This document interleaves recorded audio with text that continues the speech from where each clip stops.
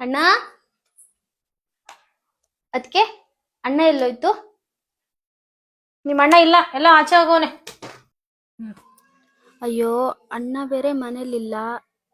ಯಾಕಾದ್ರೂ ಬಂದ್ನೋ? ಇವಳು ಯಾಕಾದ್ರೂ ಬಂದವಳು. ಅವ್ರ ಅಣ್ಣ ಬರೋದಕ್ಕೆ ಏನಾದ್ರೂ ಮಾಡಿ ಓಡಿಸ್ಬಿಡ್ಬೇಕು, ಇಲ್ಲಾಂದ್ರೆ ಇಲ್ಲೇ ಜಾಂಡ ಊರ್ಬಿಡ್ತಾಳೆ. ಅಯ್ಯೋ, ಹೊಟ್ಟೆ ಬೇರೆ ಹಸಿತೈತಲ್ಲ. ಅದಕ್ಕೆ ಅಣ್ಣ ಯಾವಾಗ ಬತ್ತಿತ್ತೆ? 2 ವಾರ ಆಗ್ಬೋದೇನೋ ನಿಮ್ಮ ಅಣ್ಣ ಬರೋದಕ್ಕೆ. 2 ವಾರನಾ? ಅದಕ್ಕೆ ಹೊಟ್ಟೆ ಹಸಿತೈತೆ. ಊಟ ಆಯ್ತಾ? ಅನ್ನ ಐತೆ, ಹಾಕೊಂಡ್ ತಿನ್ನೋಗು. ಸರಿ ಅದಕ್ಕೆ. ಕಾವ್ಯ, ಕುಕ್ಕರ್ ಇರೋದೇನ್ ತಗೋಬೇಡ, ಪಕ್ಕದಲ್ಲಿ ಪಾತ್ರೆ ಎಲ್ಲ ಐತಲ್ಲ ಅದನ್ನ ತಗೋ. ಸರಿ ಅದಕ್ಕೆ. ಅನ್ನ ಬೇರೆ ಅಳ್ಸೋಗೈತೆ, ಏನ್ ಮಾಡೋದು? ನೀರಾದ್ರೂ ಕುಡಿಯೋಣ? ಯಾಕೆ ಊಟ ಮಾಡ್ದಂಗೆ ಬಂದಿದ್ಯಾ? ಇಲ್ಲ ಅದಕ್ಕೆ, ಯಾಕೋ ಒಂಥರ ಹೊಟ್ಟೆಲೆಲ್ಲ ಸಂಕಟ ಆದಂಗ ಆಗ್ತೈತೆ, ಅದಕ್ಕೆ ನೀರ್ ಕುಡ್ದೆ. ಏನ್ ದಿಢೀರ್ ಅಂತ ಬಂದ್ಬಿಟ್ಟಿದ್ಯಾ? ಏನ್ ವಿಷಯ? ಏನಿಲ್ಲ ಅದಕ್ಕೆ, ಅಣ್ಣ ಕನ್ಸಲ್ ಬಂದಿದ್ದ, ಅದಕ್ಕೋಸ್ಕರ ಮಕ್ಳುನು ಅಣ್ಣನು ನಿಮ್ಮನ್ನು ನೋಡ್ದಂಗ ಆಗುತ್ತೆ ಅಂತ. ಅದಕ್ಕೆ ಯಾಕೋ ಸುಸ್ತಾಗ್ತೈತೆ, ಅದಕ್ಕೆ ಮಲ್ಕೋತೀನಿ.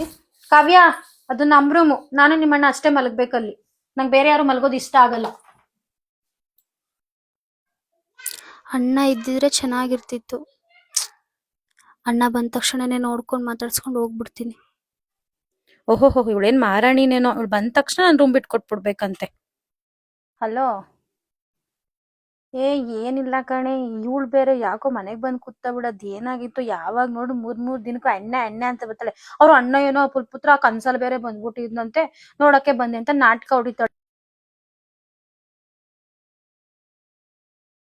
ಅವಳು ಬಂದಿರೋ ಅವತಾರ ನೋಡ್ಬಿಟ್ರೆ ಜಗಳ ಆಡ್ಕೊಂಡೆ ಬಂದಿರೋ ತರ ಐತೆ. ಇಲ್ಲೇ ಏನು ಹುಡ್ಕೋತಾಳೋ ಏನ್ ಕತೆನೋ, ನಮ್ಗಂತೂ ಸಾಕಾಗೋಗೈತ್ ಕಣವ. ಅದಕ್ಕೆ ತಡಿಯೇ, ಕರೀತಿದ್ದಾಳೆ ಏನ್ಕೋ, ಬಂದೆ ಮಾಡ್ತೀನಿರೇ.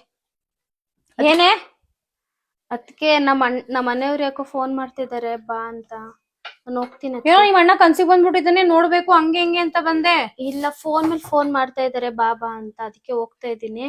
ಅಣ್ಣ ಬಂದ್ರೆ ಹೇಳ್ಬಿಡಿ. ಸರಿ ಆಯ್ತು. ಸರಿ ಅದಕ್ಕೆ.